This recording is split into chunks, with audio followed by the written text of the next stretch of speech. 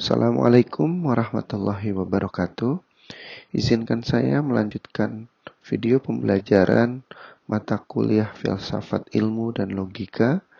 Topik yang akan saya bawakan adalah logical fallacy atau sesat berpikir. Ada 4 bahasan pada sesi ini. Pertama adalah apa itu sesat pikir. Yang kedua, macam-macam fallacy. Yang ketiga, menghindari sesat pikir. Dan yang keempat adalah diskusi. Apa itu fallacy? Istilah fallacy berasal dari bahasa Yunani, yaitu fallasia, yang berarti sesat pikir. Umum terjadi ketika seseorang menyampaikan pikiran atau pendapatnya kepada orang lain dalam rangka agar orang lain tersebut mempercayai informasi yang ia sampaikan. Sesat pikir bisa dipahami dalam 2 makna menurut Zalta et al. Pertama, sebagai sesuatu yang keliru namun sudah menjadi kepercayaan populer. Kedua, bentuk argumen yang menipu atau menyesatkan. Macam-macam fallacy. Ini dikutip dari Jalaluddin Rahmat 1999. Fallacy of dramatic instant. Fallacy of dramatic instant berasal dari kecenderungan orang untuk melakukan apa yang dikenal dengan istilah overgeneralization, yaitu penggunaan 1-2 kasus untuk mendukung argumen yang bersifat general atau umum. Kerancuan berpikir semacam ini banyak terjadi dalam berbagai telaah sosial. Argumen yang overgeneralized itu biasanya agak sulit dipatahkan, karena 1-2 kasus rujukan itu seringkali diambil dari pengalaman pribadi seseorang atau individual personal experience. Contoh supaya lebih mudah memahami mengenai fallacy ini, contohnya sebagai berikut. Joni adalah mahasiswa UGM. Dedi adalah mahasiswa UGM. Joni berperangai jelek. Jadi, Dedi juga berperangai jelek karena keduanya mahasiswa UGM. Kadang-kadang overgeneralisasi terjadi dalam pemikiran kita saat memandang seseorang atau sesuatu atau tempat. Padahal orang itu selalu berubah, sehingga hal yang sama tidak bisa kita terapkan pada orang yang sama terus-menerus dan selamanya. Fallacy of retrospective determinism. Istilah yang panjang ini sebetulnya hanya untuk menjelaskan kebiasaan orang yang menganggap masalah sosial yang sekarang terjadi sebagai sesuatu yang secara historis memang selalu ada, tidak bisa dihindari, dan merupakan akibat dari sejarah yang cukup panjang. Determinism selalu saja lebih memperhitungkan masa silam ketimbang masa datang. Misalnya, ada sesuatu masalah sosial yang bernama pelacuran atau prostitusi. Sebagian orang mengatakan mengapa pelacuran itu harus dilarang. Sepanjang sejarah, pelacuran itu ada dan tidak bisa dibasmi. Oleh karena itu, yang harus kita lakukan bukan menghilangkan pelacuran, melainkan melokalisasinya agar terhindar dari dampak-dampak yang tidak diinginkan. Karena, sekali lagi, pelacuran itu sudah ada sepanjang sejarah. Dengan demikian, cara berpikir ini mengambil acuan kembali ke belakang atau sistem.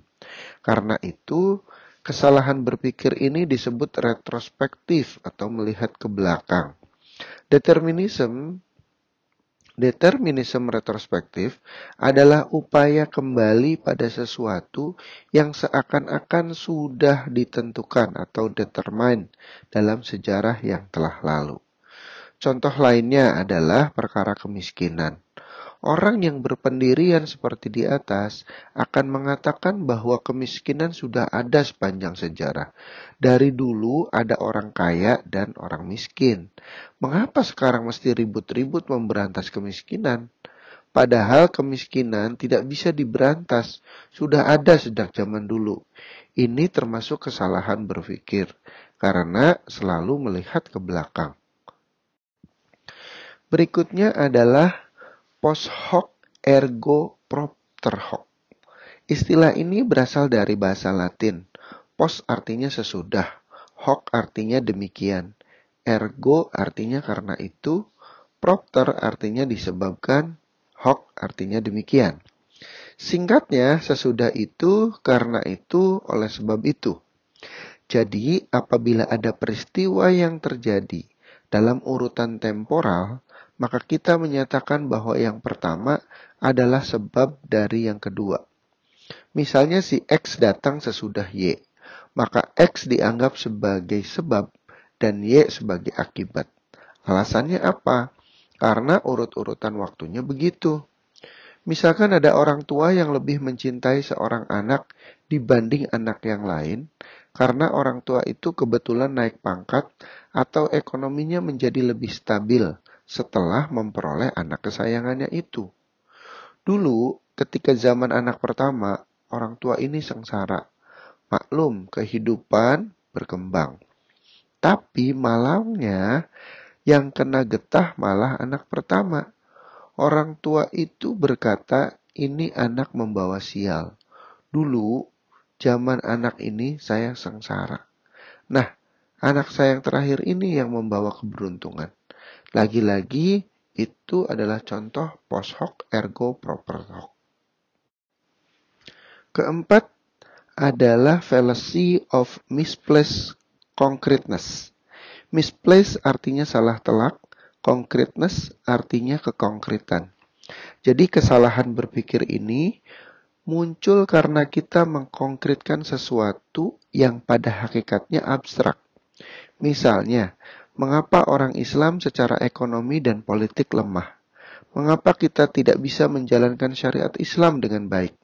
Lalu ada orang menjawab, kita hancur karena kita berada pada satu sistem jahiliyah. Kita hancur karena ada togut yang berkuasa. Tetapi sistem jahiliyah dan togut itu adalah dua hal yang abstrak. Sehingga jika jawabannya seperti itu, lalu apa yang bisa kita lakukan? Kita harus mengubah sistem. Tetapi siapa sistem itu? Sistem yang abstrak itu kita pandang sebagai sesuatu yang konkret. Dalam istilah logika, kesalahan seperti di atas disebut reification, yaitu menganggap real sesuatu yang sebetulnya hanya berada dalam pikiran kita. Kelima adalah argumentum et verecundiam. Fallacy ini berargumen dengan menggunakan otoritas, walaupun otoritas itu tidak relevan atau ambigu. Kata-kata di atas memang abstrak. Otoritas, relevan, dan ambigu. Otoritas itu sesuatu atau seseorang yang sudah diterima kebenarannya secara mutlak, seperti Al-Quran, Rasulullah SAW. Ada orang yang menggunakan otoritas untuk membela paham dan kepentingannya sendiri dengan mengutip suatu peristiwa dalam sirah atau perjalanan Nabi. Dia bermaksud membenarkan paham dan kepentingannya sendiri. Padahal peristiwa yang dikutipnya itu belum tentu relevan dengan masalah atau tema yang sedang dibincangkan. Keenam disebut fallacy of composition. Fallacy of composition adalah dugaan bahwa terapi yang berhasil untuk satu orang pasti juga berhasil untuk semua orang. Sebagai contoh, di suatu kampung ada yang memelihara ayam. Ayam petelur negeri itu berhasil mendatangkan uang bagi banyak pemiliknya. Melihat itu, dengan serta-merta, penduduk kampung menjual sawahnya untuk dijadikan modal bisnis ayam petelur. Akibatnya, semua penduduk kampung itu bangkrut lantaran merosotnya permintaan dan membanjirnya pasokan barang. Ketujuh disebut circular reasoning. Circular reasoning artinya pemikiran yang berputar-putar, menggunakan konklusi kesimpulan untuk mendukung asumsi yang digunakan lagi untuk menuju konklusi semula. Misalnya terjadi perdebatan tentang rendahnya prestasi intelektual umat Islam di Indonesia. Orang pertama membuktikan konklusi tersebut dengan membandingkan presentase mahasiswa Islam dan non-Islam pada program S2 dan S3. Hasilnya makin tinggi tingkat pendidikan, maka makin menurun tren kehadiran orang Islam di dalamnya. Padahal di tingkat sekolah dasar, presensi siswa muslim ada 95%. Kesimpulannya, umat Islam di Indonesia menduduki posisi intelektual yang rendah. Lalu orang kedua menyatakan bahwa hal ini terjadi lantaran orang-orang Islam diperlakukan tidak sederajat dengan orang-orang non-Islam. Jadi ada perlakuan diskriminatif terhadap orang-orang Islam. Sampai-sampai orang-orang Islam sering dicoret dari program-program pendidikan tinggi. Orang pertama menjawab lagi, ya orang Islam itu dicoret karena orang meragukan kemampuan intelektualnya. Dengan demikian, kita kembali pada pokok masalahnya. Artinya, perdebatan itu terus-menerus berputar di seputar itu aja. Inilah yang disebut dengan circular reasoning. Selain itu, masih banyak kesesatan berpikir yang paling umum dan dapat dilihat pada slide berikut. Bagaimana menghindari sesat pikir? Kita harus lebih dulu memahami mengapa falasi terjadi. Pertama, bisa karena kesengajaan, yaitu untuk mendapatkan dukungan dari orang lain atau ada kepentingan tertentu.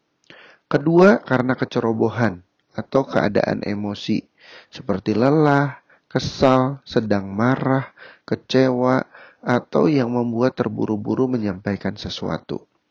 Ketiga, karena bias atau cara pandang yang sudah terbentuk. Didapat dari berbagai informasi yang diberikan kepada kita sejak kecil dan berlaku umum di lingkungan kita.